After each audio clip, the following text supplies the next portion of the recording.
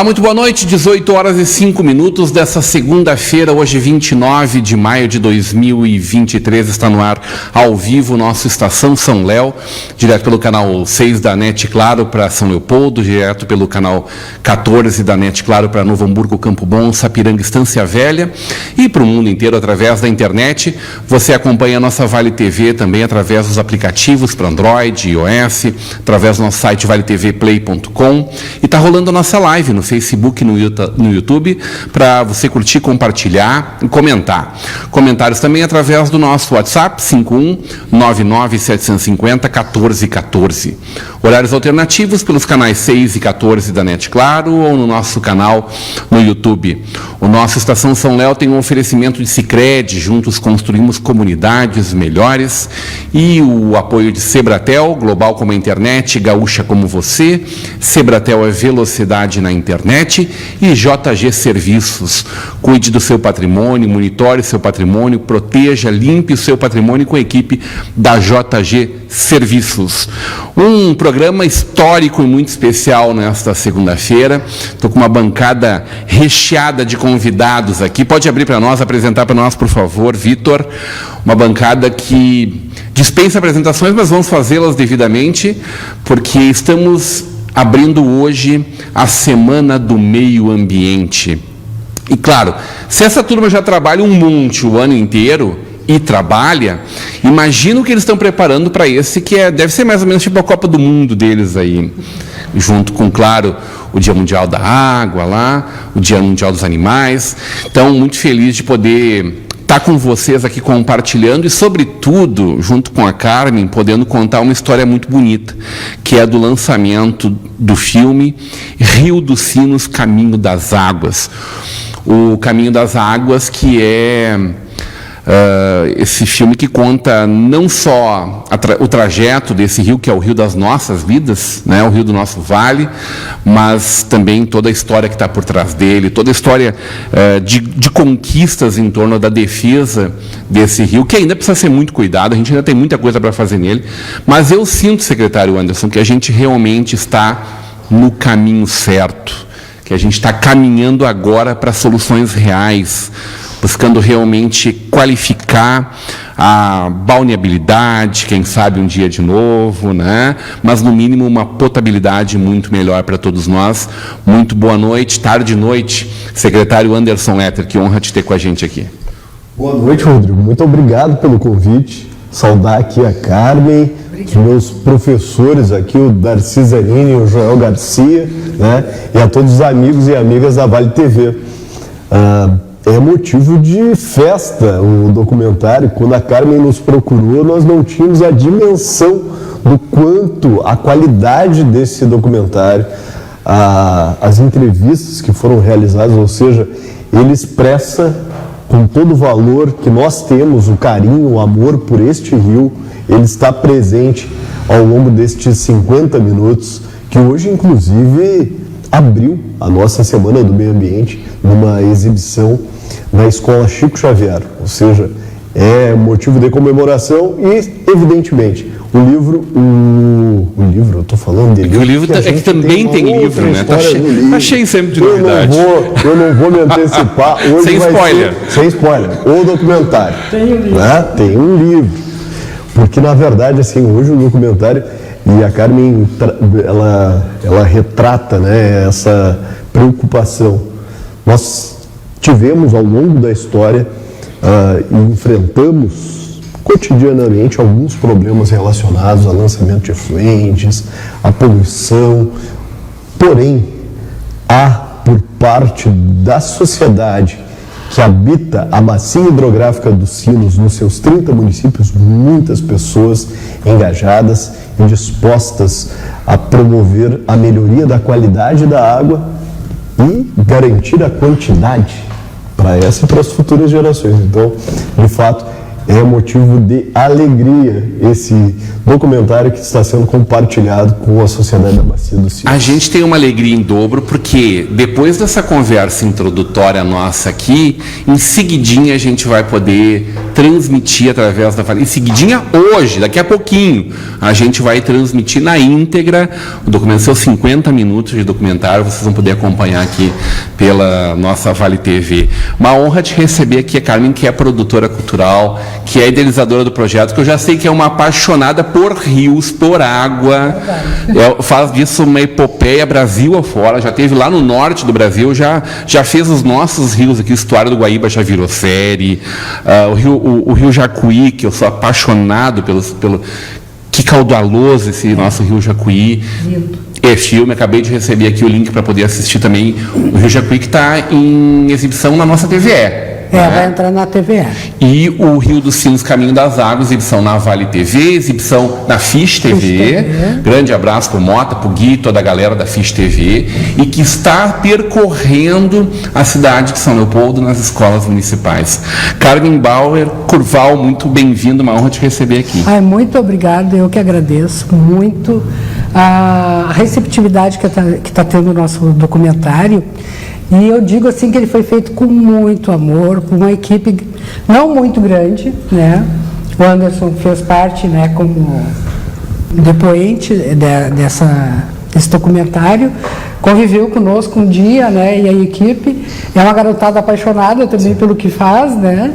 E hoje eu estou representando eles aqui, gostaria muito de trazer a equipe, mas tem gente em São Paulo, tem gente em tudo quanto é lugar gravando.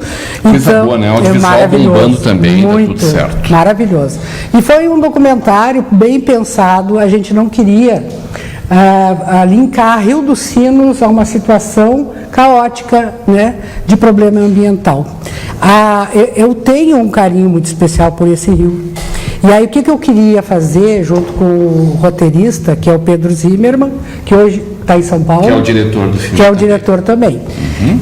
Eu dizia para ele, Pedro, vamos fazer uma poesia, sabe, uma coisa bonita. Vamos mostrar para as pessoas o que eles nunca viram desse rio. Vamos fazer aquela trilha no meio da mata, que o pessoal não gostou muito de fazer, porque com o equipamento, né? E é uma trilha bem difícil, tem lugares assim que o acesso, a gente tem que meio que se segurar numa corda para não cair lá embaixo. Mas nós fomos, eu tenho uma equipe que aposta nessas indiadas, digamos assim, né? Que nunca é muito fácil as nossas produções. E aí a gente foi, e nós trabalhamos com muito drone também, que é para mostrar aquilo que ninguém vê. E esse rio é belíssimo, é muito lindo, lindo, lindo.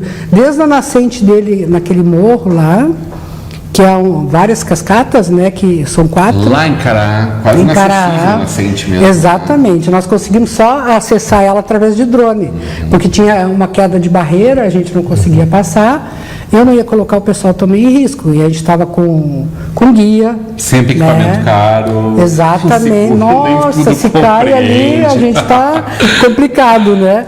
Mas foi assim gratificante demais fazer esse documentário, porque a gente, de fato, acreditamos que conseguimos trazer essa beleza.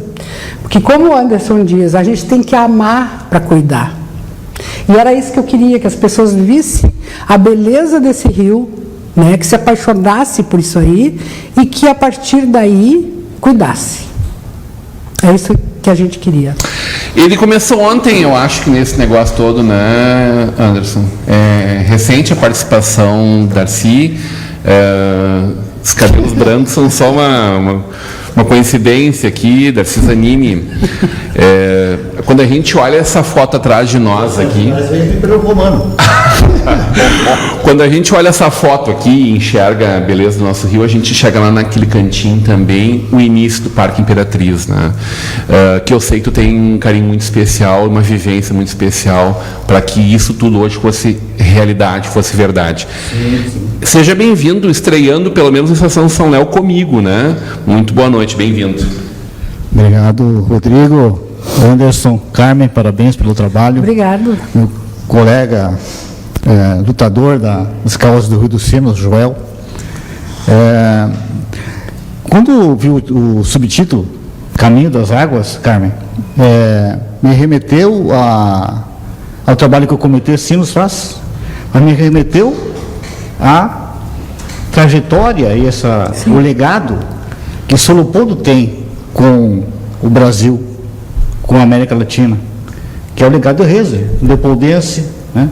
Aqui, morou do lado do nosso rio, na Rua da Praia, e que tudo que a gente faz, e eu sempre falo isso, né, Joel, que São Leopoldo sempre tem um compromisso maior que outras cidades em relação à questão ambiental, exatamente porque aqui é a terra do Reze, né? O Reze foi o pioneiro na luta em defesa do Rio dos Sinos, né? E muito incompreendido na época, e hoje a gente resgata o nome do Reze como uma figura emblemática, foi pioneira na luta ambientalista brasileira, fundou a primeira entidade ambientalista no Brasil, e sempre tendo o Rio dos Sinos como sua alavanca, seu projeto, a cuidar dos animais, cuidar das matas ciliares, cuidar dos banhados. O nosso Parque Imperatriz é resultado desse processo todo que começou com o Reze, né? E esse trabalho teu, Carmen, também tem tudo a ver com isso, com o Reze.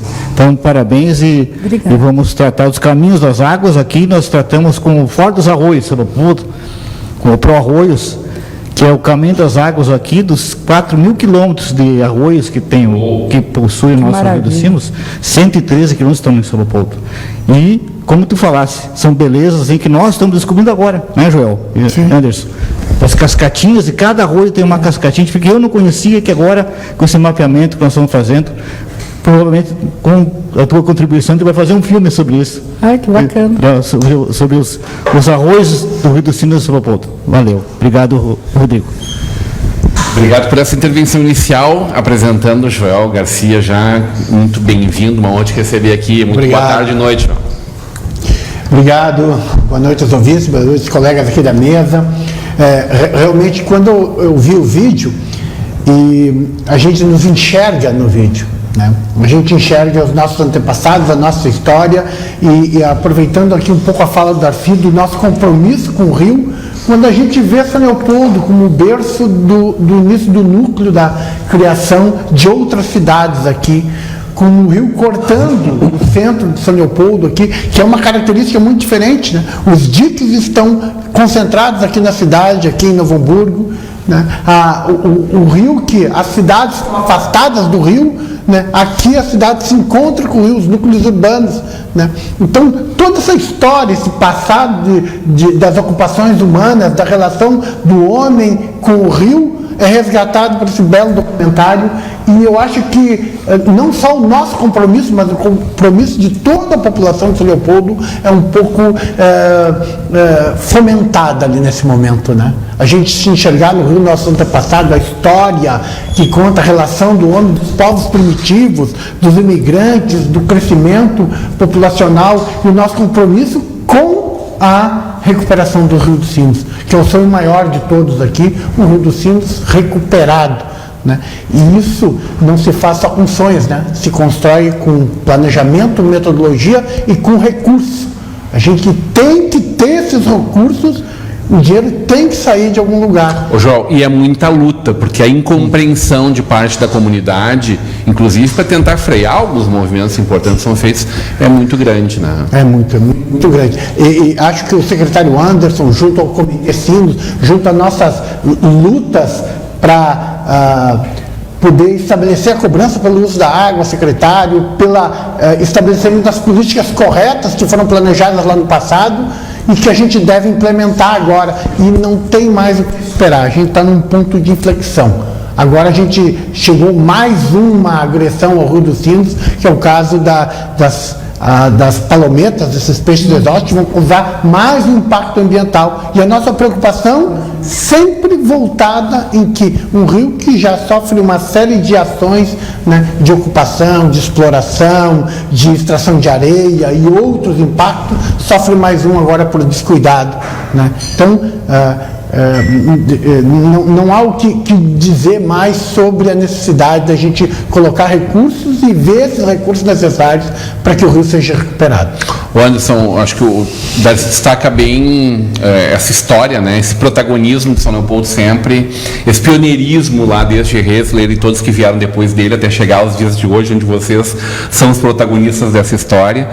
E no momento que a gente conta essa história do Comitê Sinos, também como iniciativa pioneira em âmbito de Brasil, né?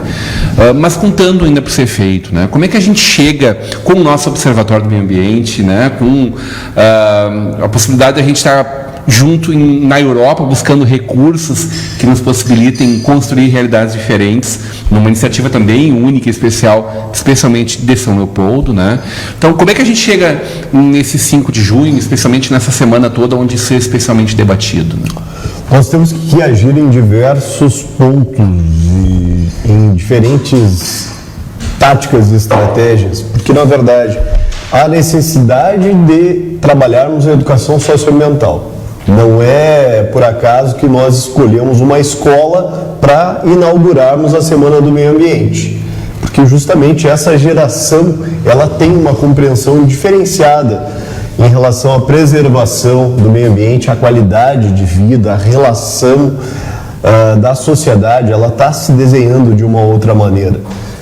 Em que pese nós tenhamos ainda situações, né, estamos vivenciando uma crise climática, mas também estamos observando muitos conflitos geopolíticos, ou seja, tudo isso tem uma relação com esse presente, mas essa galera que está chegando aí está apontando o futuro.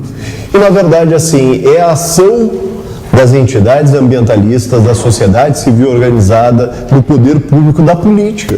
Porque foi a política que assegurou que mais do que 200 famílias pudessem hoje viver num ambiente de dignidade, diferente do período em que ocupavam a área do Parque Imperatriz, né?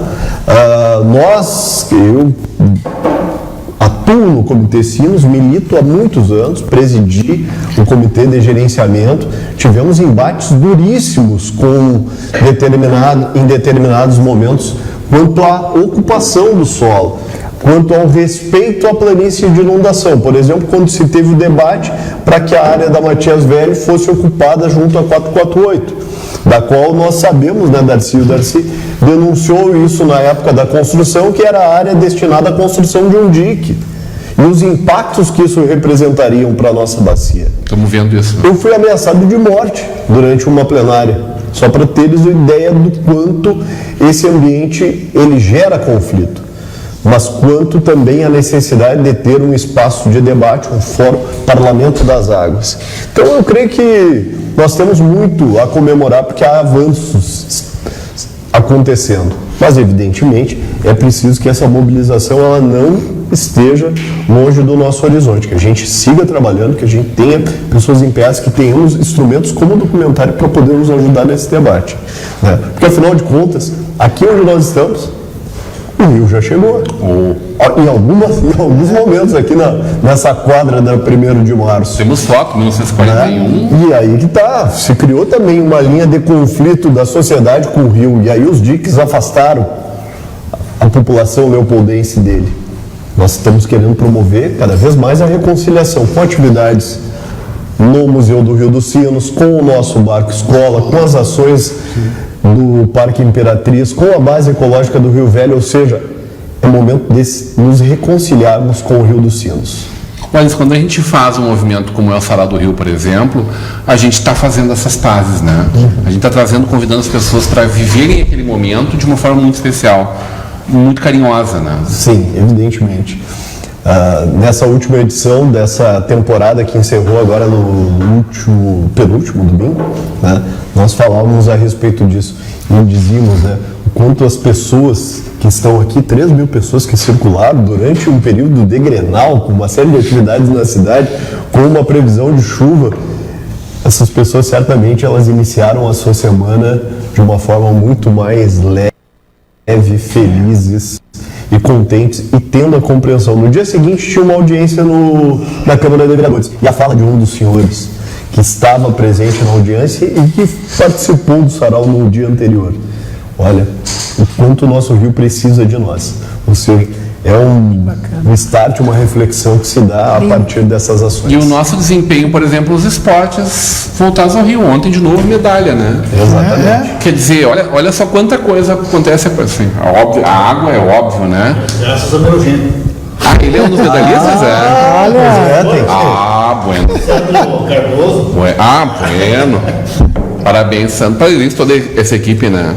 Quantas medalhas foram ontem, assim? O Centro é De novo fazendo muito bonito, né? Bonito com os outros colegas dele, que são uma turma. Professora Daniela, né? De novo. E é muito bonito quando a gente olha aquele rio, às vezes tão escuro, que o pessoal passa passa outro ali, as formações que eles fazem também, né? Sim. Carmen, o que a gente vai ver em seguidinha nesse filme? Muita coisa bonita. Muita imagem bonita. O que tu acha que mais provoca, além de deslumbrar com as sim. imagens, o que mais provoca, o que mais chama para reflexão? A gente buscou mostrar nesse documentário, vindo desde da nascente até Canoas, né? Onde ele... Até a Foz. Até a Foz, que é quando ele encontra com o Jacuí, né? Que é um rio também... A gente não vai até o Guaíba, né? A gente encontra um pouquinho antes, né? Exatamente. Um pouquinho antes. E aí, o que a gente traz aí? A gente traz toda uma ambientação, não só da beleza, mostrando esta beleza, mas a gente traz a história do passado. A gente vem desde os povos originários, com depoimentos, né, de professores, doutores, de universidades, antropólogos, geólogos, né? Então, eles vêm trazendo toda essa ambientação. Historiadores que trazem a questão da imigração, que entrou pelos rios também, né? Que isso é uma coisa que encanta muito. Por que eu gosto de rio? Porque rio, ele traz a história todinha, né? Do passado, do presente, e ele aponta para o futuro. Então, eu gosto muito de traçar a linha do rio, vindo da nascente até a foz, contando toda aquela composição, né? Sociocultural, ambiental, ecológica, histórica, né? Vindo sempre lá daquele passado. Apesar de banhar muitas, vocês estão acostumados também a subir e descer esse rio toda hora, né? Apesar de banhar muitas cidades enormes, né? Como São Leopoldo, como Canoas, Novo Hamburgo, Sapiranga, Taquara, Campo Bom, enfim, a gente ainda tem uma mata ciliar resistente, hein? Porque ela é determinante, né, para a saúde desse rio, né? Tem. Acho importante essa questão da mata ciliar, né? O pessoal, só para os ouvintes entenderem, mata ciliar é aquela mata que acompanha os leitos dos rios, acompanha os cursos d'água e tem um papel fundamental, não só para a preservação da biodiversidade, a relação com o rio, como o berçário da vida selvagem, como áreas inundadas com grande potencial de estar gerando vida nova e nutrientes para o rio, mas também com um cinturão verde de proteção ao rio, responsável pela infiltração da água, responsável por manter o rio cada vez mais saudável. Não há como a gente imaginar um curso d'água sem essa mata ia desbarrancar tudo. A gente sofre uma pressão da agricultura. O Comitê Cinos tem um trabalho na recuperação da mata ciliar. Agora São Leopoldo demorou um pouco, mas está se integrando, né, secretário, ao projeto Verde Sinos.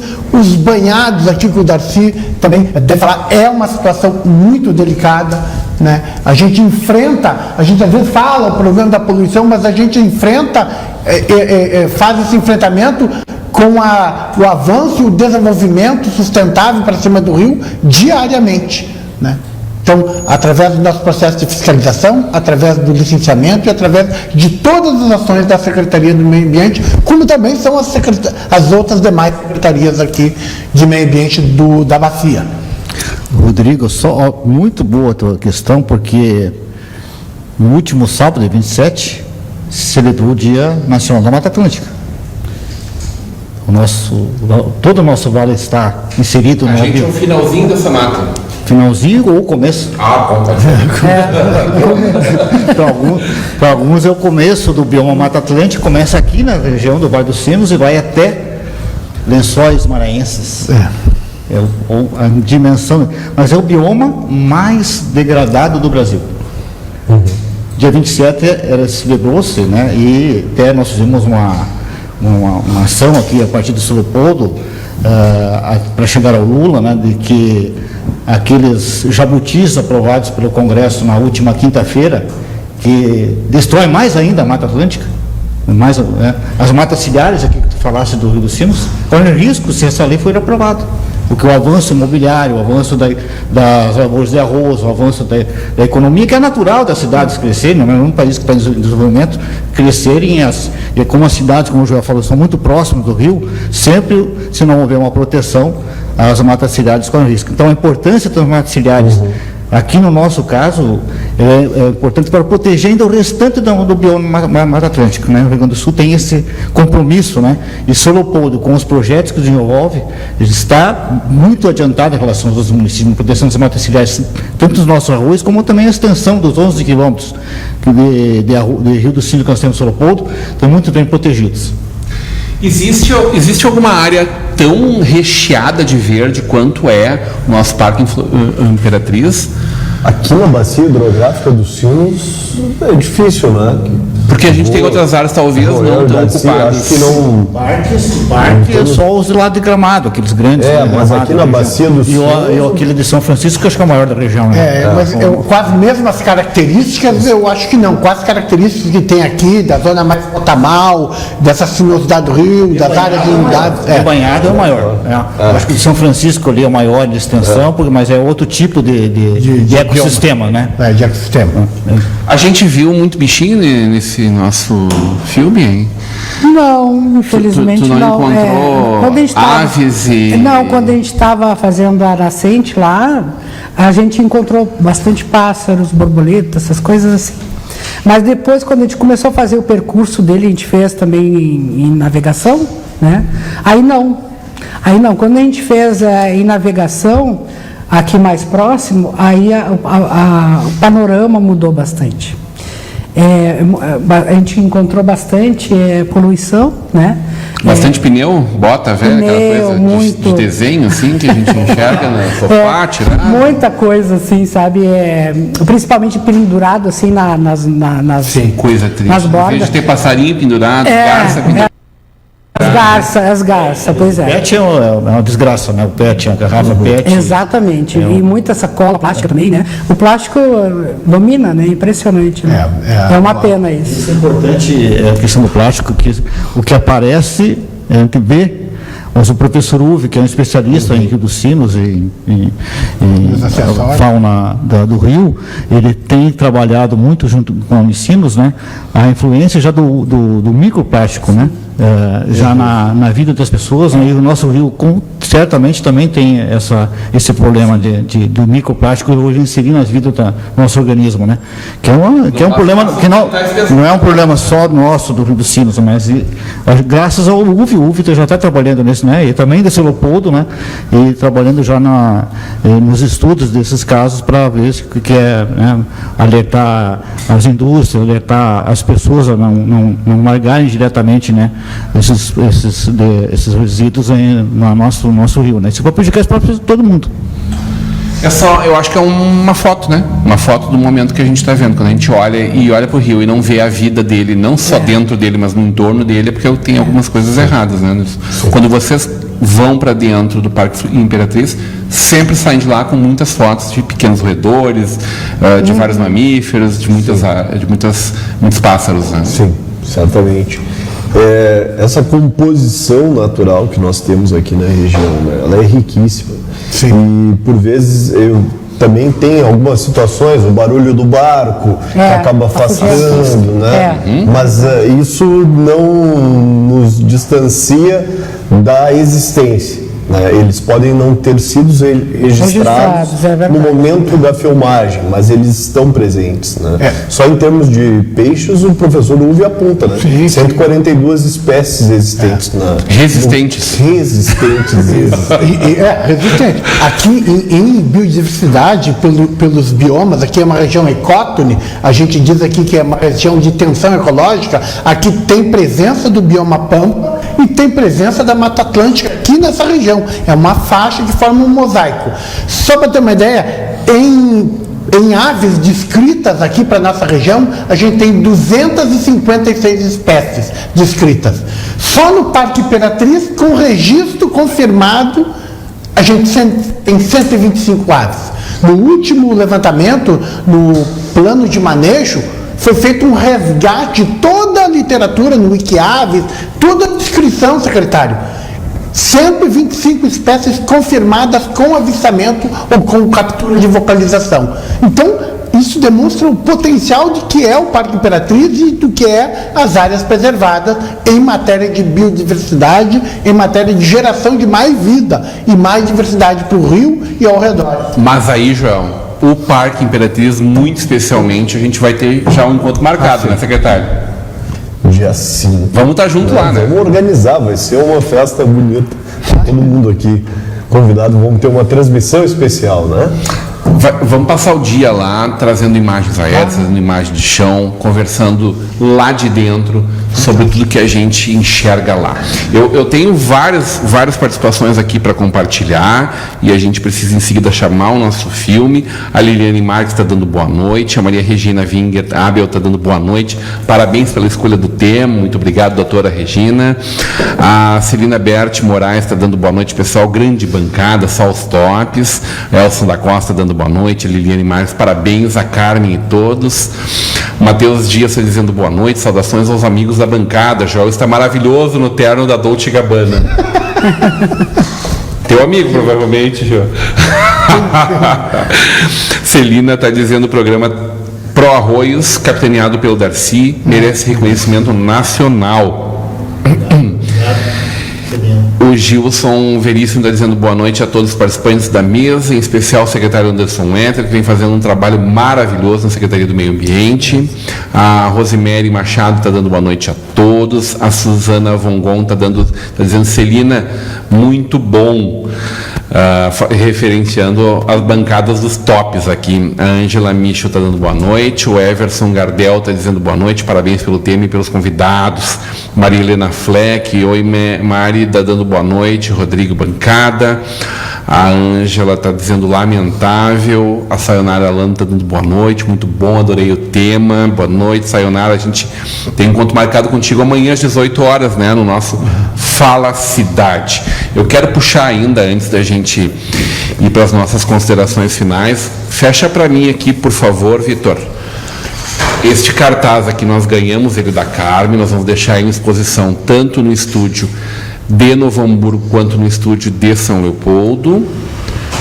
Além da transmissão do filme, hoje a gente também tem alguns DVDs aqui. Olha só que bacana. Esse é o cartaz. Eu ganhei um banner também, aonde embaixo dele, e a imagem está no nosso card de divulgação de hoje, embaixo dele aparece a cidade. Ele é um recorte, né? Aqui em cima ele é um recorte da abertura do rio, do início do rio, depois do rio já largo, né? Amplo. A planície. Seria o que? Sapiranga, provavelmente, pelos arrozais aqui, eu imagino que seja. Exato. E no cartaz, no banner, a gente tem também aqui embaixo a cidade de São Leopoldo, nesse maravilhoso documentário, no cartaz do documentário. Roteiro e direção cinematográfica do Pedro Zimmermann, direção de produção da Carmen Curval, a direção de fotografia do Pablo Rosa, música original Sérgio Rojas, montagem da equipe Intersigno e o Pedro Zimmermann, técnico de som Leonardo Capellati, designer de som André Citoni, imagens aéreas Felipe Ramalho, câmera e logger Matias Murad. O patrocínio da Grafotec e da Pauterne, Parabéns às empresas que apoiam iniciativas como essa. A gente fica orgulhoso de ver como as nossas empresas são sensíveis a temas importantes como esse. Então, nunca é pouco destacar, né? A gente entende bem a importância da gente valorizar essas empresas que fazem esse trabalho de excelência, tal como está aqui a Grafotec e a Palterne, a realização da empresa da Carmen, Paralelo 30, e o financiamento do Procultura do Estado, do Governo do Estado do Rio Grande do Sul. A Secretaria de Cultura do Estado do Rio Grande do Sul apresenta Rio dos Sinos, o Caminho das Águas. E nós temos aqui 2 DVDs. Neste primeiro momento, eu já vou deixar em aberto, depois a gente vai colocar também um card dentro das redes da Vale TV, fazendo um sorteio deste nosso DVD, dizendo por que o Rio dos Sinos é o Rio das nossas vidas. A melhor resposta vai ganhar um DVD e vai ter a publicação também da sua mensagem nas redes da nossa Vale TV e nos programas da nossa Vale TV na próxima segunda-feira, quando a gente vai estar ao vivo conversando daí sim sobre o Dia Mundial do Meio Ambiente.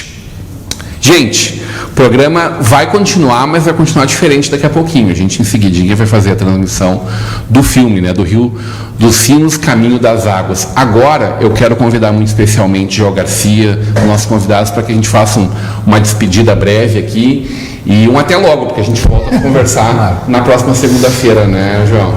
Claro, obrigado pelo espaço, por estar podendo participar desse momento tão especial da Semana do Meio Ambiente e trazer uma mensagem aqui para os ouvintes e dizer que conhecer o Rio é muito importante, né? Às vezes a gente, no nosso dia a dia, a gente está a poucos metros, talvez 100 metros do Rio dos Sinos, né? O importante é a gente ter uma ação proativa e positiva de estar conhecendo o Rio dos Sinos, se inteirando dos seus problemas e também ajudando a participar das soluções dos problemas. Obrigado. Muito bem. Tarcísio Zanini, obrigado pela tua presença, seja sempre muito bem-vindo. Teu ponto final. Agora estou na casa.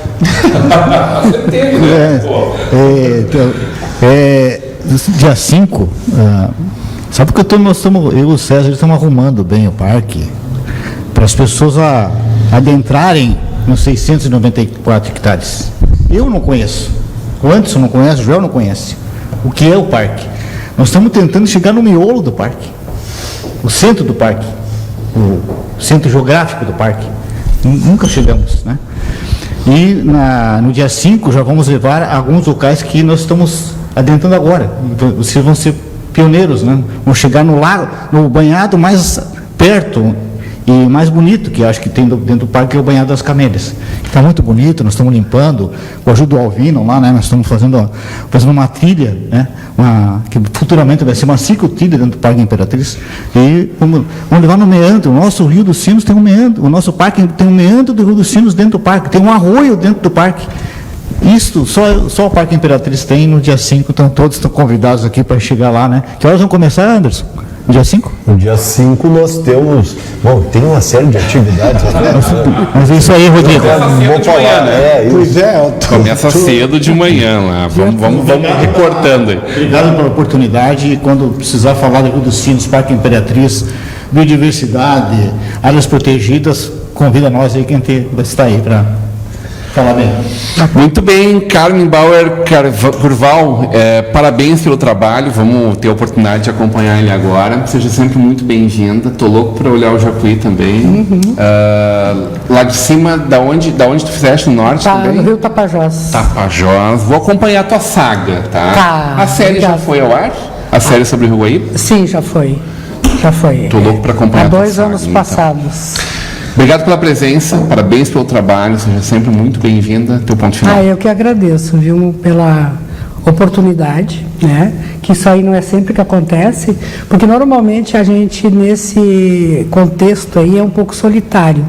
A gente acredita, busca, faz, e claro que a gente tem apoio de muitas pessoas e empresas, sem as quais isso não seria possível, mas depois a gente não consegue mostrar assim, uma abrangência que a gente sonha, né, levar os nossos produtos. Porque existe sempre um bloqueio, assim. Eu gosto muito de buscar escolas, universidades, né? Tanto que o Rio dos Sinos vai fazer parte do encerramento, da Semana do Meio Ambiente da Unicinos, que para mim isso aí foi maravilhoso, uma honra enorme, porque o que a gente quer quando faz alguma coisa assim? É que todo mundo veja, é que abranja assim o maior número possível de pessoas, né? Porque sempre alguém vai tirar uma mensagem. E em breve vão ter outros. A gente está preparando roteiro sobre o Rio Uruguai, contando uma história bem bonita do Rio Uruguai, de um passado bem distante. E do rio Camaquã também, desde a sua foz, que é um rio que eu morei às margens. E é um rio que traz muita coisa, de luta Eles também, são muitos rios um só, na verdade. Também, exatamente. Né? Impressionante como ele tem histórias tão diferentes. Bacana. E tem muitas Professor ameaças Seifert também, fez muita luta dos ribeiros, né, que ainda estão ali batalhando para manter. Cara, mesmo né? que a gente não esteja tão pertinho do Camaquã, do Uruguai, conta sempre com a Vale TV, a com gente certeza. ecoar o máximo possível. Muito obrigada. E, claro, dependente do lugar, né, Anderson? Quando a gente para olhar o Rio Quai lá do outro lado do mundo, por que nós não vamos saber mais dos nossos rios aqui, né? Exatamente. Por exemplo, quem de nós não... Eu acho que o Anderson também, acho que vocês todos aqui não curtia Já Custou, né? E quanto a gente se encantou e começou a viver muito mais, perceber muito mais o nosso mundo a partir das lentes, da visão que ele nos emprestava através da lente dele. Foi longe, hein? Não, mas norteia uma vida, não foi longe, faz parte do meu dia a dia. É verdade. A sensibilidade dele nos emprestar nos mais diversos trabalhos dele ao longo de toda a vida. Maravilhoso. Puxa vida. Secretário, parabéns pelo grande evento no último sábado. Fiquei muito feliz de te dar um abraço pessoalmente, mesmo sabendo que o dia é amanhã, né? Amanhã. Então, desde já, parabéns pelo evento de sábado e parabéns pelo aniversário amanhã. E agora, hoje, é aniversário da dona? Da dona Beth. Ela Dona Beth. tô saindo daqui, tô indo lá, mamãe tá... Estamos saindo daqui indo para aí, mãe. Não precisa preparar nada demais, não. Tá tudo certo. Só tem uma questão que eu quero fazer o registro público. Por favor. O Joel se ausentou do meu aniversário. Eu não vi ele lá. Eu tenho imagens dele tomando banho de cueca no Rio dos Sinos que eu vou disponibilizar. Agora à noite eu vou largar na rede. Sabe? Manda que eu compartilho. Isso, depois de uma trilha, Não, isso aí ele não tem. resolveu tomar banho de cueca no Rio dos Sinos. Então agora. Então quer dizer que é maldade minha dizer que ele é balneável. Essas É sim imagens muito prova. preservadas. Só na segunda semana. Mas eu, como sou vingativo, eu nem tô falando com ele. É por isso que ele tá sentado lá naquela ponta e eu aqui, ó. Teu ponto final, secretário. O estado do Rio Grande do Sul tem 25 rios. Tem. 3 regiões hidrográficas, Uruguai, Litoral, Guaíba. Imagina o quanto de trabalho que a Carmen Só tem aqui, para né? desempenhar. Eu Mas tenho- aqui nos Sinos a gente vai acolher a Carmen e ela vai ficar conosco aqui para divulgar obrigada. o documentário. Mas tem muita coisa além, né, de todos os vídeos já produzidos, né, em outros estados do Brasil. Fazer um convite. Amanhã, às 8h30, nós estamos partindo do Museu do Rio, passando pelo Parque Imperatriz e cumprindo um roteiro, né, Darcy? O Darcy está me alcançando aqui, porque na verdade falta tempo, mas tem um trabalho que é fantástico, coordenado pelo Darcy Zanin, que é o mapeamento comunitário dos nossos arroios. Então amanhã nós estamos indo, né, nas nascentes, arroios, banhados, chegando até o rio, seguindo todo o percurso, seguindo o caminho das águas. Que lindo. E na terça-feira nós faremos uma expedição à nascente dos Sinos. Nós vamos ao Caraá. E aí, assim, como o nosso público tem diversas faixas etárias e a gente vai respeitar as condições físicas de cada um, a gente vai ter diferentes trajetos a serem percorridos. Não Claro. conta comigo, Anderson. Sobretudo A na gente última milha. começa na terça-feira que vem, mas até o final do ano a gente pretende levar algumas turmas até o Caraá, para que tenha também essa imagem, né? Por muitas vezes os leopoldenses, né? Novo Hamburgo até está um pouco distante, não tem esse contato mais direto com os sinos no seu cotidiano, mas fica só com aquela imagem daquele trecho que a gente enxerga aqui nas pontes e não tem a dimensão da beleza, da exuberância deste rio. Então, esse é o propósito. Terça-feira que vem, né? Darcy, Joel, nós vamos lá, os guias, né, do dia 6, né, encerrando a Semana do Meio Ambiente, que está com uma série de atividades, né. Hoje nós iniciamos a exibição na Chico Xavier, mas nós vamos percorrer todas as escolas, levando o gibi, Te Liga na Vida que Existe no Rio, do Sarau.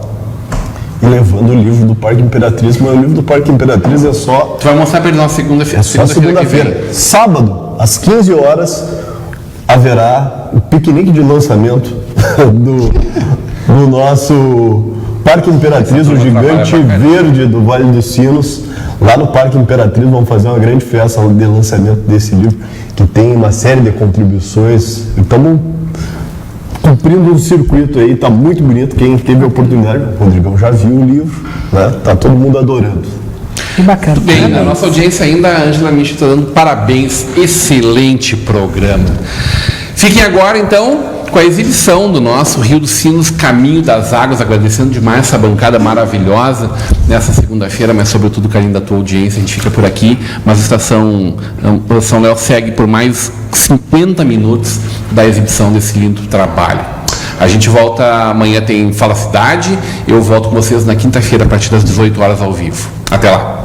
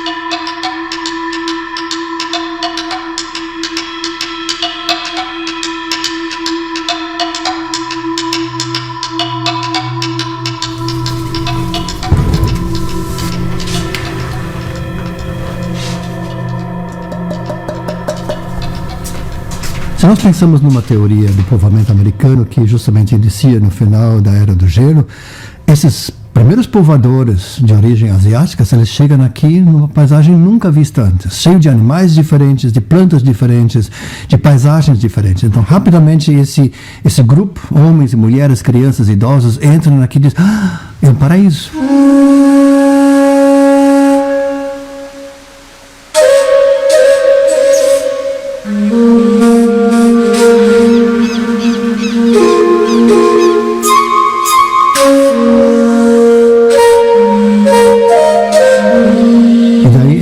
A paisagem aqui do Rio Grande do Sul. Você tem uma divisão, né, em três partes. Você tem o nosso litoral, com as lagoas, aí você tem a região pampiana e a região do Planalto, né? E essas três regiões você tem grupos diferentes. No início, pescadores, coletores ao longo do litoral, fazendo aquelas montanhas de conchos, né, vivendo da exploração dos recursos marinhos. E depois, nas regiões pampianas, você tem os caçadores-coletores, que hoje em dia até conhecemos como charruas, minuanos. No Planalto temos um grupo que começa a transformar essa paisagem. Araucária, maravilhoso, muito lindo. Essa araucária é tudo plantada. Ela não é uma selva tropical, não é uma mata atlântica dada pela natureza. É uma paisagem transformada, onde as pessoas vão, levam nos pinhões e começam a crescer, né? Então esse cenário, né, antropocênico, né, ele caracteriza o nosso Planalto.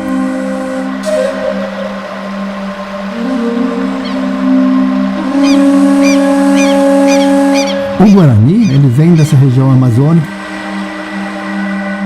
vai ao longo daqueles rios e riachos, por onde ele pode chegar com sua canoa. Então ele toma conta dessa região que já tem gente morando, né? É um outro grupo que fala outra língua, né? E de repente chega agora, há uns 1000 anos atrás, né? Chega nesse outro grupo que vem da região da Amazônia, Pantanal, Paraguai, e entra aqui no nosso território.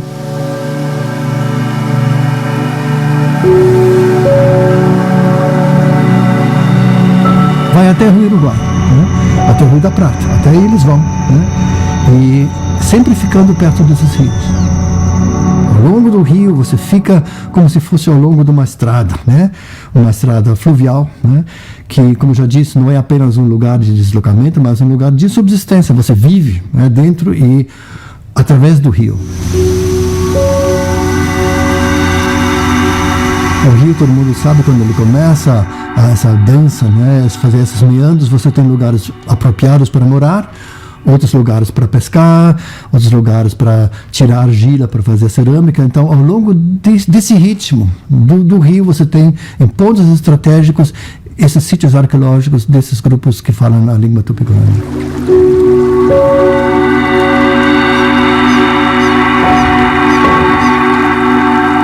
Você tem um rio que desmonta a paisagem e, ao mesmo tempo, no outro lado, numa curva, ele deposita. Tá?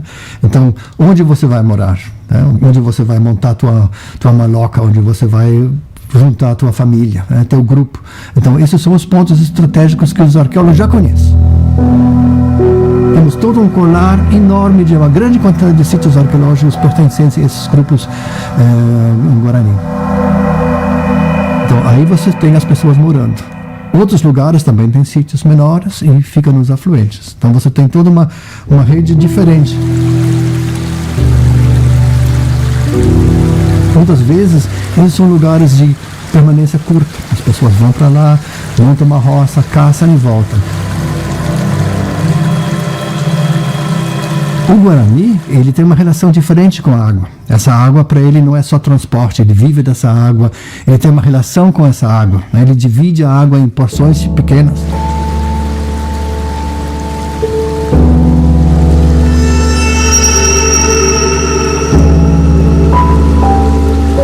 O rio também é um lugar onde as pessoas vivem, convivem com os contextos da natureza.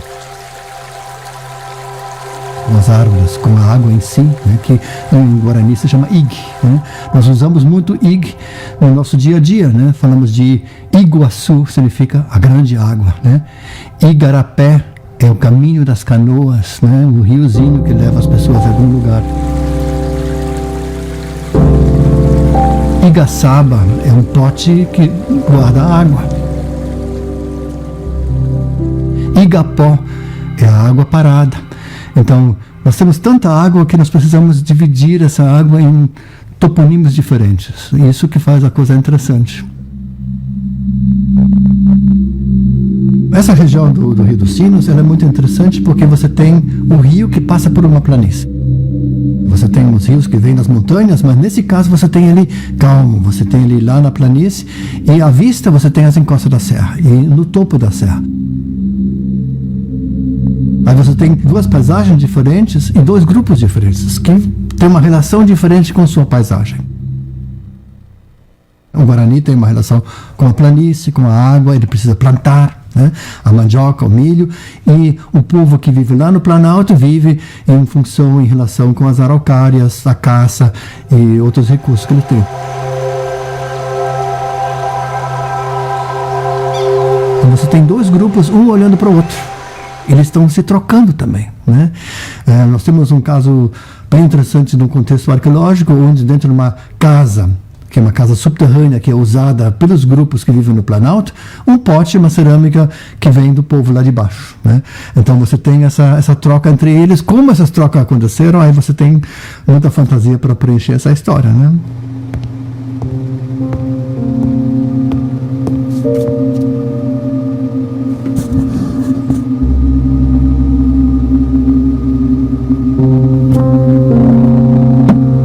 O que nós estamos vendo aqui são cerâmicas, né, ou cultura material, como a gente chama na arqueologia, de dois grupos indígenas, e que foram encontradas em sítios arqueológicos na bacia do Rio dos Sinos.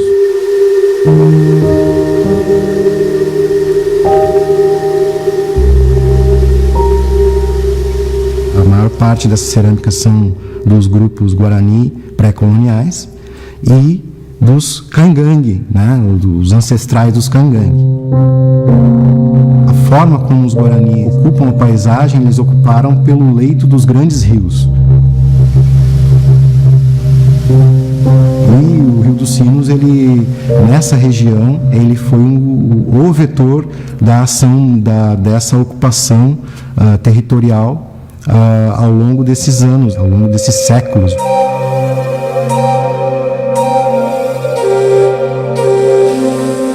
As pinturas nas vasilhas, elas representam um tanto da cosmologia guarani.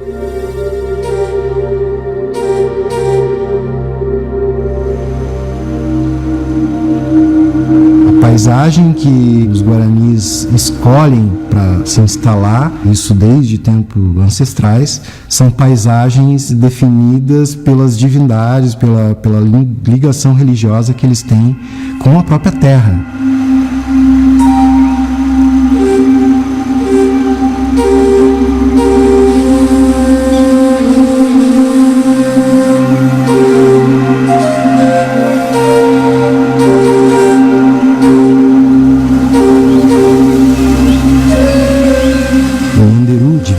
Criadora do mundo, conta para os caraís, líderes espirituais, onde que seriam os tecoás ideais, né, instalados, onde seriam esses lugares ideais a formar assentamentos guarani.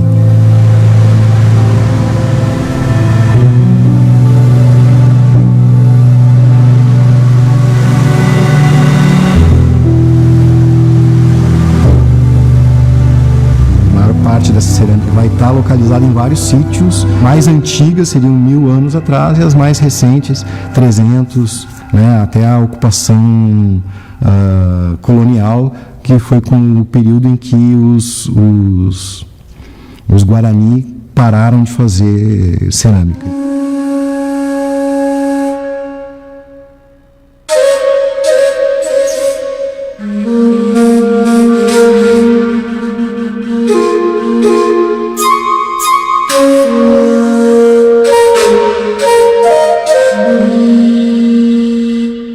Essa transformação da cultura material se dá a partir da primeira fase do período jesuítico, né, das missões, 1630 por aí mais ou menos, né, quando eles fundam as primeiras pequenas reduções em território guarani, depois que eles já moravam 100 anos em Assunção. Tá? Entra aqui em 1630, 40 por aí mais ou menos.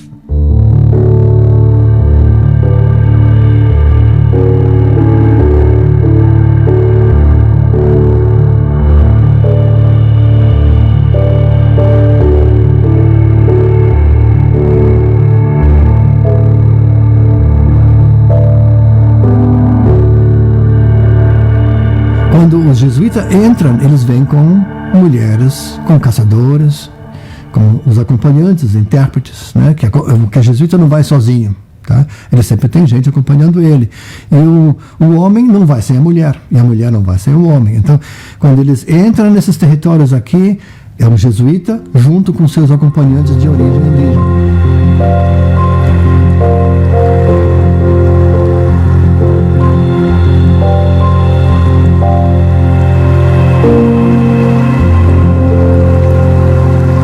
Em novamente, quem aproveita os rios agora são os jesuítas, são os conquistadores, os soldados, os grupos que buscam pessoas para serem escravizadas, né, para ter mão de obra.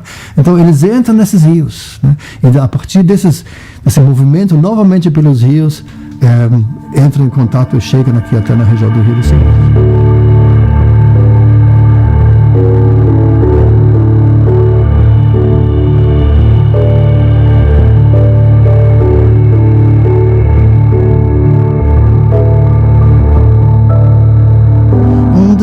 Apontamentos de mapas indicando esse percurso do Rio dos Sinos é dos jesuítas, inclusive talvez o nome propriamente, porque é um rio muito sinuoso, ele tem muitas voltas.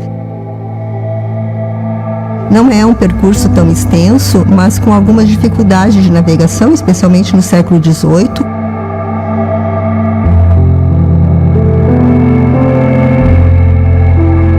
Os exploradores foram os jesuítas em busca dos povos indígenas que viviam às margens desse rio. Eram povos nômades, por isso esse constante movimento dos indígenas como também dos jesuítas. No início do século XIX, os portugueses, os açorianos vão se estabelecer em Santo Antônio da Patrulha e Osório.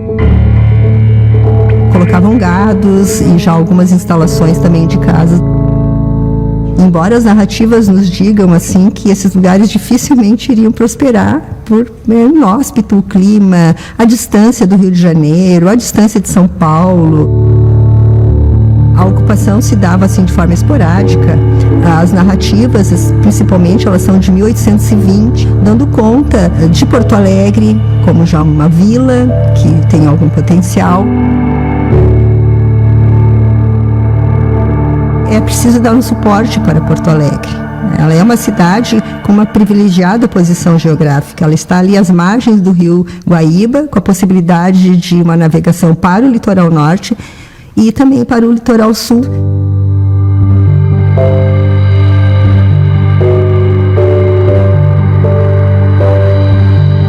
O que é Porto Alegre nesse século XIX? Porto Alegre é uma pequena aldeia ainda, já tem algum poder instituído, mas de qualquer forma, né, precisa ainda de fornecimento de alimentos para Porto Alegre, né, e de produtos artesanais que não eram fabricados no Brasil. Né? Precisa lembrar que no período do Brasil colonial havia restrição quanto, né, à abertura de manufaturas, enfim, pequenas indústrias, pequenas oficinas. Não podia fazer isso.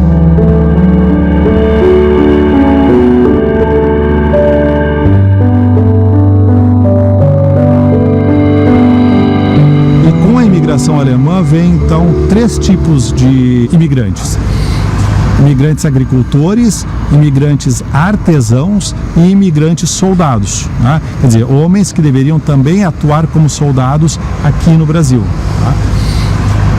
Mas para Porto Alegre interessava muito a produção de alimentos e de produtos então via artesanato.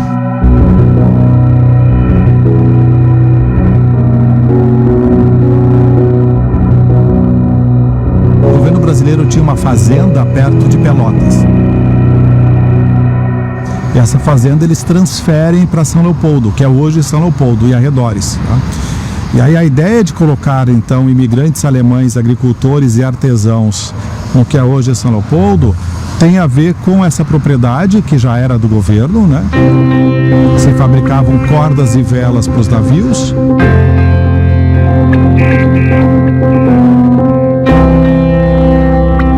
Mas sobretudo porque tu tem uma estrada que permite a conexão entre a colônia alemã e a capital, que é o Rio dos Sinos. O Rio dos Sinos é de fato a grande estrada que une o interior à capital.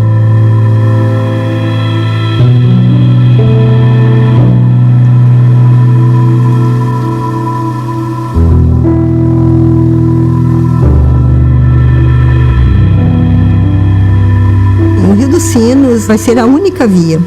Ele é a única via de meio de transporte. Vai levar esses imigrantes para essa essa nova terra que eles vão ter, que é, no primeiro momento, na Real Feitoria, em São Leopoldo, futura São Leopoldo, e dali depois para os desdobramentos que essa colonização vai ter.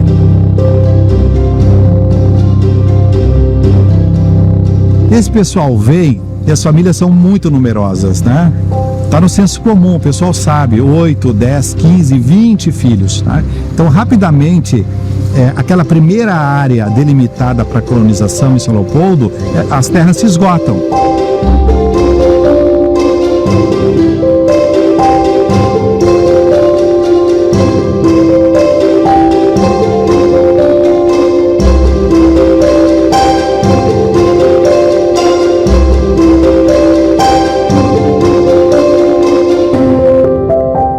Por isso que a colonização muito rapidamente passa de Novo Hamburgo para o que é hoje Sapiranga, Parobé, Taquara, Igrejinha, Três Coroas, por exemplo. E todo o movimento naquela direção, muito rapidamente, já de 1850.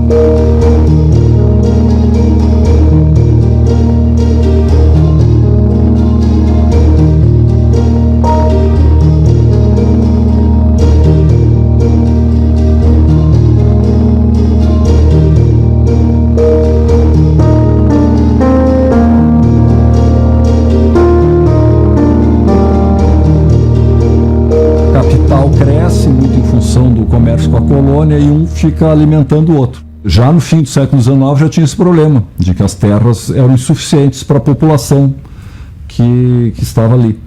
Então isso força uma ampliação da colonização, digamos, da urbanização, e por outro lado mostra que tem uma densidade, tem muita gente, né? Muita gente produzindo, muita gente consumindo, e aí começa a ter essa, hoje em diria assim, a diversificação na produção, da indústria, do comércio.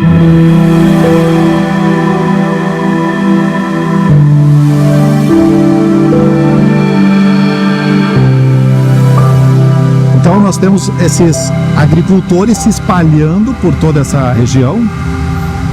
Exato 50 anos depois do início da colônia alemã, a gente tem a estrada de ferro, né? Ao mesmo tempo substituindo um pouco a navegação, mas não eliminando.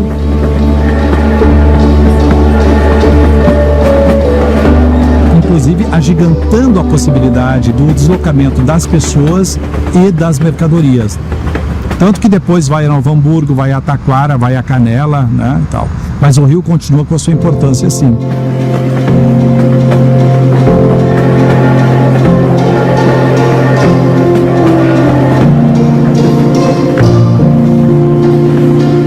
Em 1974 tem a inauguração da primeira linha férrea do Rio Grande do Sul, que vai ocorrer justamente de Porto Alegre a São Leopoldo. Isso demonstra a importância de São Leopoldo nesse contexto para Porto Alegre, de todas as adjacências de São Leopoldo, de como ela está realmente abastecendo Porto Alegre e Porto Alegre está exportando esses produtos.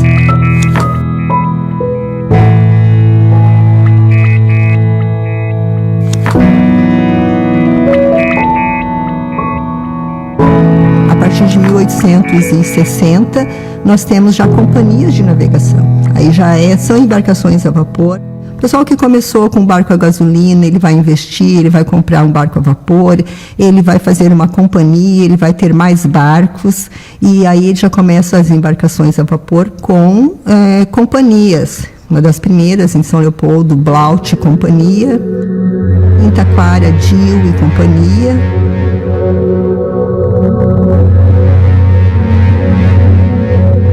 Rio Taquari, em todos os rios, a Arte e Companhia, ela foi uma grande companhia, chegou a ter inúmeros barcos, tinha uma grande rede de transportes e rede de comércio também, isso era comum, essas empresas de navegação também investiam no comércio.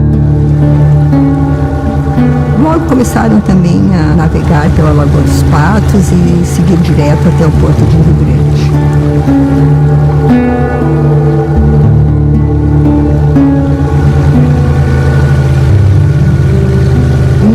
Se dava em Porto Alegre, mas a sede dessas companhias de navegação ficava na cidade, por exemplo, de São Leopoldo, porque era ali que eles tinham essa relação étnica, amigável, de compadrio com os produtores.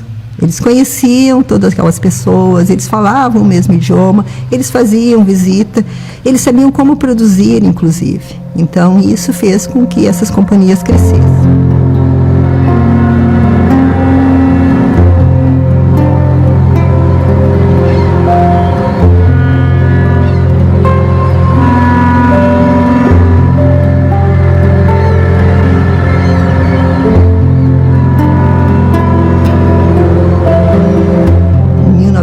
Nós temos estaleiros, nós temos fabricantes, não só em Porto Alegre, mas também nas vias fluviais que dão acesso ao Guaíba, mas principalmente na orla ali do Guaíba, melhoria do porto de Porto Alegre para receber essas embarcações.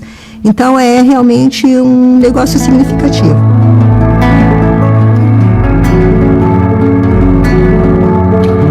Barcos que vão ter a primeira classe, vendem anúncios nos jornais, cadeiras estofadas, vamos servir refeições, tem toalete a bordo, vamos servir bebidas, e também tem a segunda classe, onde são bancos, onde a pessoa pode levar o seu lanche, e então tem uma parte do barco que é onde vai a mercadoria.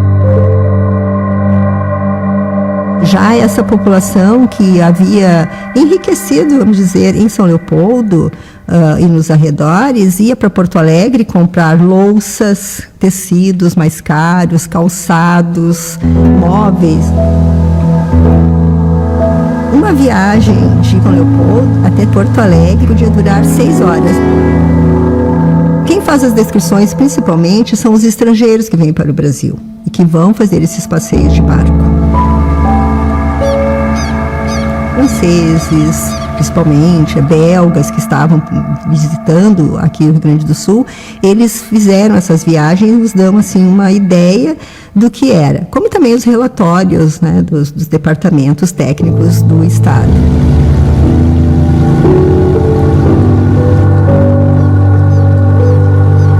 O olhar desses estrangeiros era assim da paisagem, eles descreviam, é uma paisagem bonita, era ainda algumas vilas, casas de fazenda que eles avistavam, as mulheres lavando roupa na beira do rio, as pessoas pescando, a vegetação era tido assim como algo muito bonito, agradável, a viagem era agradável. Nós não temos depoimentos assim de que era cansativo, exaustivo viajar 6 horas de Porto Alegre até São Leopoldo.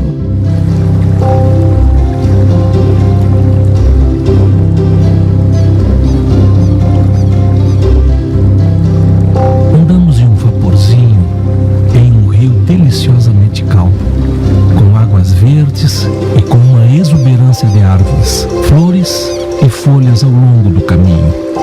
Das moitas, quando passa um barco, levanta-se uma multidão de coloridas borboletas. Mal se adivinham no labirinto as grandes árvores. A partir dos anos de 1920, esses incentivos para navegação, eles são cada vez mais parcos. Entram projetos para ligar Porto Alegre com o litoral norte e com o sul do estado através de estradas de rodagem. Possui o Rio Grande do Sul uma vasta bacia hidrográfica. Estes rios, a maioria dos quais navegáveis, constituem uma vasta rede de comunicações, de papel saliente no progresso de escoamento de várias regiões. São eles as mais antigas vias de comunicações do Rio Grande do Sul. E os rios o entrave natural às rodovias, trazendo embaraços e prejuízos não pequenos ao fácil escoamento da grande produção do Estado. Para a passagem do Rio dos Sinos na rodovia Porto Alegre-Taquara-São Francisco de Paula, foi construída esta ponte em concreto armado, com um comprimento total de 93 metros.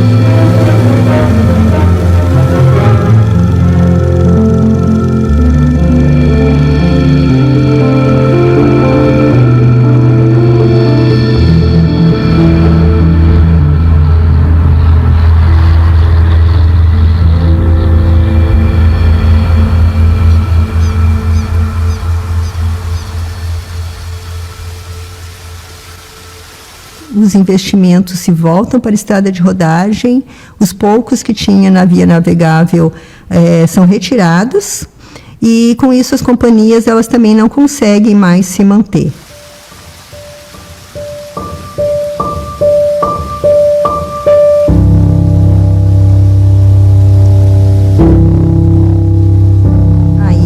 Nós temos na década de 40 uma mudança. Essas companhias param de transportar passageiros e mercadoria agrícola e vão transportar areia, pedra, madeira. Eles continuam ainda por um bom tempo nessa segmentação.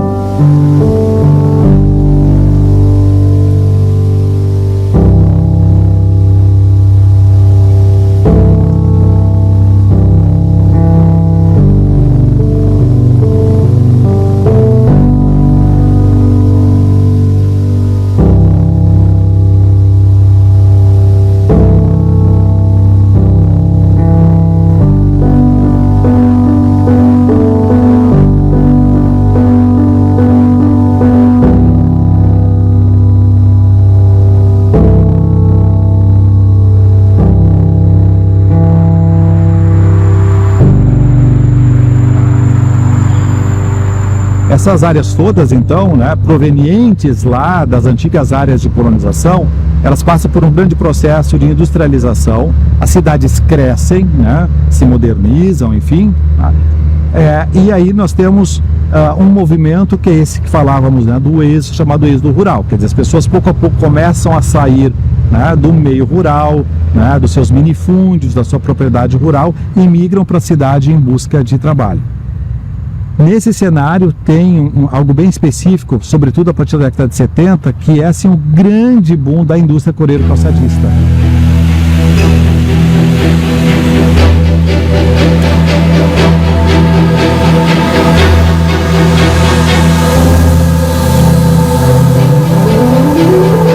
Esse boom econômico que teve lá, que abriu uma demanda imprevisível, digamos, de produção,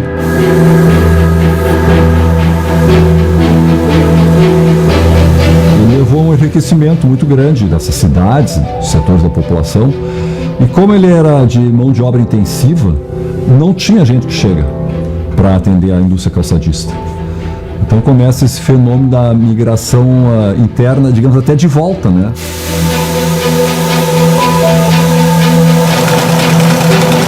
Porque tinha uma escassez enorme de mão de obra. Isso que levou muitos municípios a se emanciparem no Vale dos Sinos. Com o desenvolvimento da indústria calçadista, que teve um crescimento bárbaro, eles cresceram muito rápido, o aumento de população, essa migração interna, né, o êxodo rural, dá para dizer, que ocorreu de novo, foi muito forte. E daqui a pouco, o que era uma vila rural passou a ser uma pequena cidade. Isso muda completamente a qualidade de vida dessa população, porque eles saem ali das encostas do Ferrabras, por exemplo, e vão para a cidade para viver em segurança, digamos assim, né? Ao contrário, está lá num lugar de difícil acesso, sem assistência nenhuma, né? Assistência de hospitalar, educação, tudo.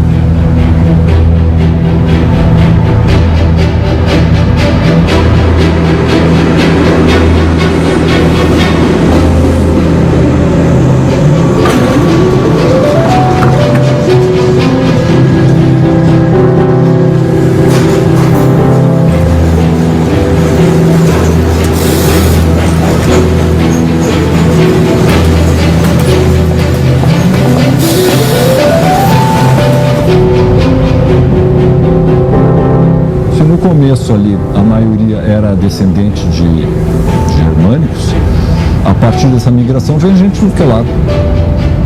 E se a gente for ver hoje os sobrenomes nessas regiões do Vale dos Sinos, deixou de ser um lugar de imigração alemã, digamos, né, majoritário, como tinha sido.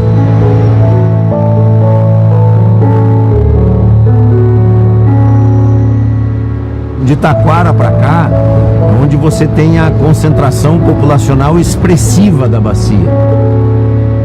Então nós temos aí aproximadamente 2 milhões de habitantes, onde a maior concentração vem desse trecho médio para cá, né? Taquara, Campo Bom, Novo Hamburgo, São Leopoldo, Sapucaia, Esteio, Canoas, né?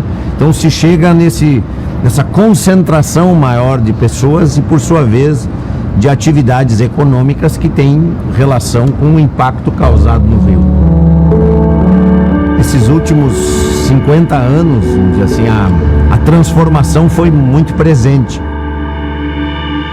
Se a gente pegar fotografias do final do século XIX, início do século XX, o rio era área de sociabilidade, né?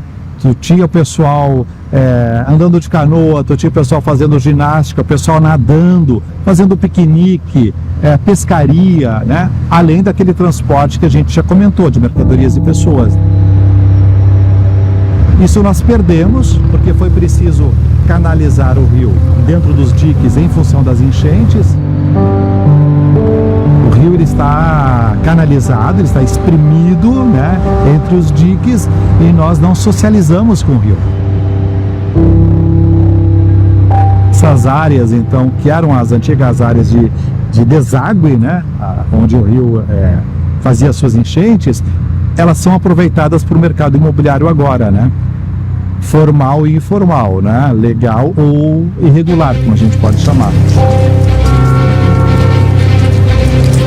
O crescimento foi tão descontrolado, tão desordenado, que não deu nem tempo de fazer rede de esgoto, por exemplo. Veio gente de tanto lugar ao mesmo tempo que não tinha como fazer isso, né? As pessoas simplesmente pegavam uma gleba lá e faziam um loteamento e... Então, esse é o grande problema da urbanização descontrolada.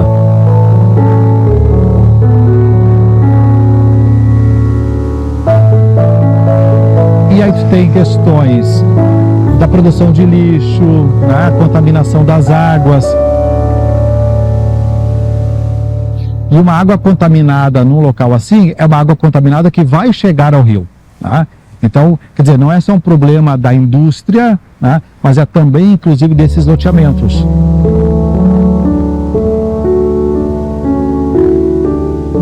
Esse é um impacto negativo importante que a gente consegue perceber com mais efetividade quando analisa os mapas históricos ou quando percorre o rio de avião.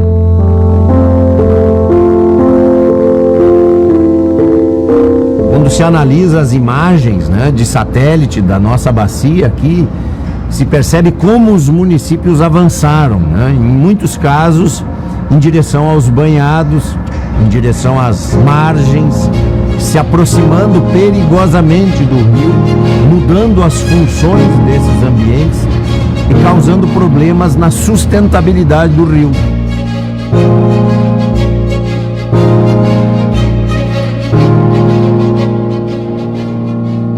Quando você extrai os banhados, por exemplo, e ocupa com a especulação imobiliária, bota loteamentos, prédios, atividades econômicas, aqueles espaços que eram originalmente procurados para a reprodução das espécies deixam de existir.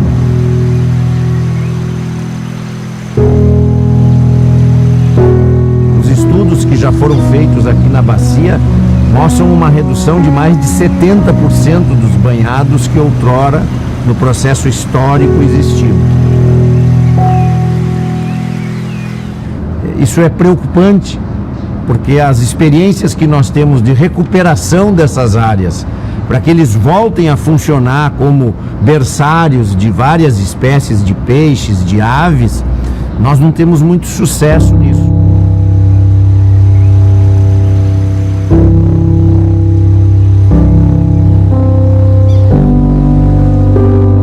Do século XX começa a migração, né, e o pessoal sair do campo e vir para as cidades. E nesse momento, certamente o rio muda a função dele, né? A importância do rio muda a partir da urbanização, o êxodo rural. Hoje eu diria que o principal é o abastecimento de água,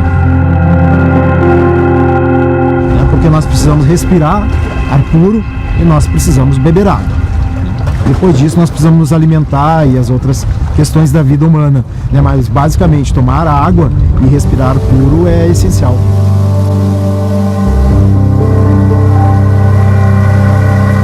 A atmosfera tem água, E a água que está condensada aqui, que está nesses espaços que nós podemos captá-la para beber e para o nosso uso, inclusive para o uso da indústria, que é necessário, ela precisa ser preservada e limpa.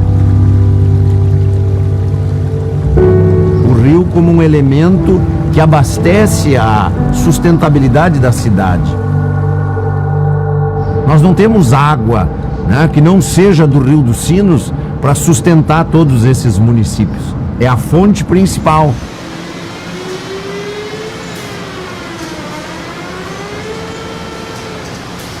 A atividade industrial era a principal responsável pela poluição do rio. Haviam trechos dos Sinos que ele estava praticamente morto por conta desses lançamentos de altas cargas de efluentes e resíduos industriais que adentravam diretamente no rio sem tratamento. Com o avanço da legislação ambiental, essas atividades industriais passaram a ter que tratar os seus efluentes, investir em estruturas, estações, tecnologias, passar a fazer a gestão dos seus processos, minimizar o desperdício, economizar a água. Tudo isso trouxe um impacto positivo para o rio. Mas e o que faltou? O que faltou foi o saneamento básico, foi o investimento maciço em estruturas para coleta e tratamento de esgoto.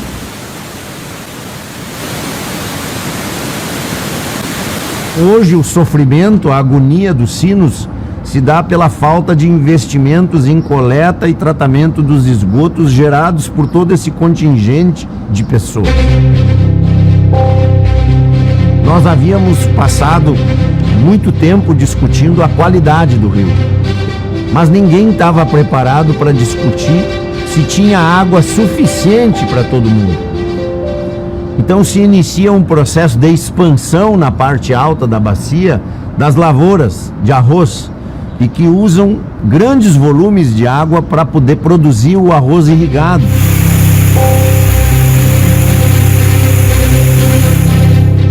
Você tem que manter uma lâmina de 13 a 15 centímetros em toda a extensão do plantio e essa água vem da onde? Do rio. Então começa um circuito de retirada de volumes muito mais expressivos e que não tinham a capacidade de reposição de Taquara para baixo.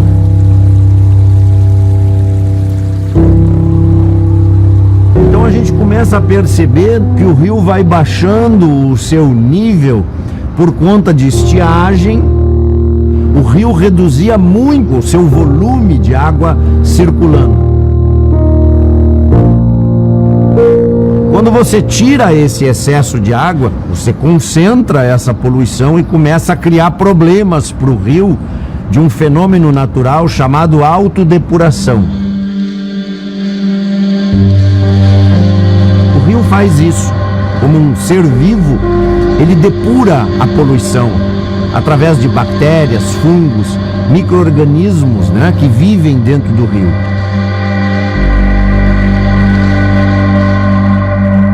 Os níveis de retirada de água foram tão expressivos em alguns momentos que o rio secou.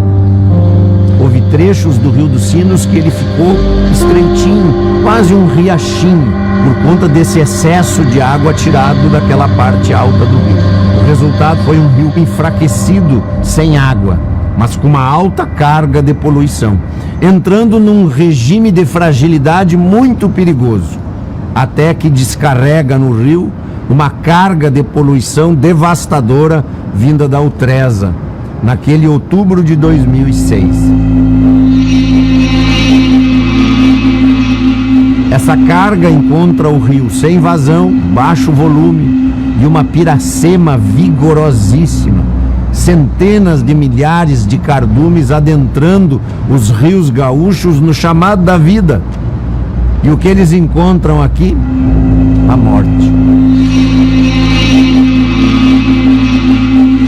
Era dramático você ver aquela quantidade absurda de peixe vindo para a superfície sem oxigênio.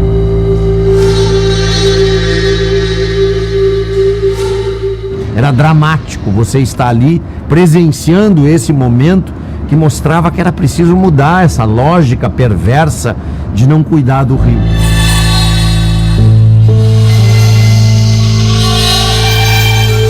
O glamour do passado, onde as famílias vinham nas prainhas tomar banho nos sábados e nos domingos, deu lugar a um rio poluído. Um rio que se afastou da sociedade, ou a sociedade se afastou do rio.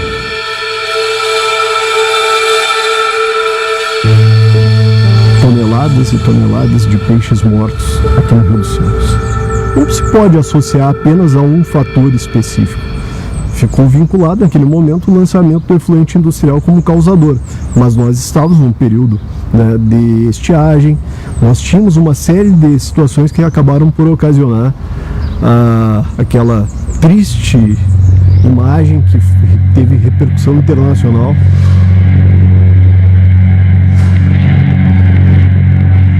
Nós podemos dizer que isso marca a história da nossa sociedade, desse rio e das ações que nós precisamos. Só vai defender aquilo que verdadeiramente conhece, só irá amar aquilo que tu teve contato. Então é necessário cada vez mais aproximar a população do Rio dos Sinos. E aproximar a população do Rio dos Sinos não é só a calha central por onde está passando esse trajeto, mas é com as suas nascentes, a preservação de seus banhados, esse olhar em relação às áreas úmidas.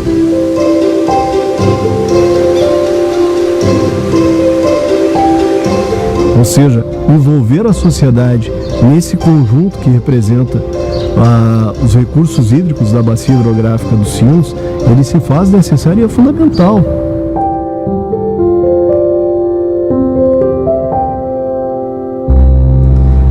As pessoas, os seres humanos é quem tem a condição de verbalizar a defesa deste rio, mas é necessário que eles conheçam, é necessário que se ofereçam mecanismos, né, de aproximação, de contato, de debate e de conhecimento.